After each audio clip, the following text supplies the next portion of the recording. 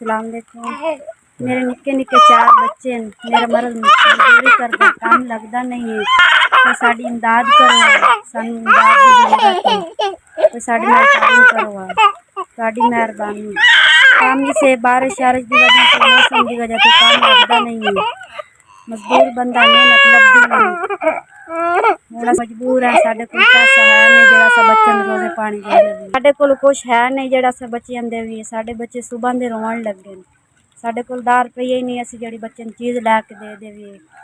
साढ़े कोल कुछ भी नहीं है। सानू इमदाद की जरूरत है, सानू इमदाद दियो।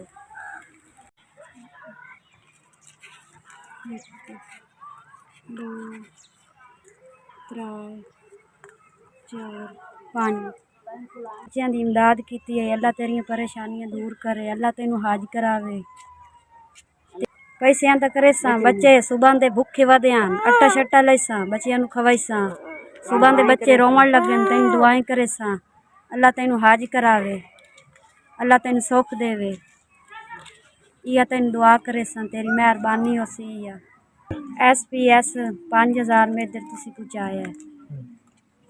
बच्चे खुश हो वैसे माशाअल्लाह। शाम नु खा तो समझ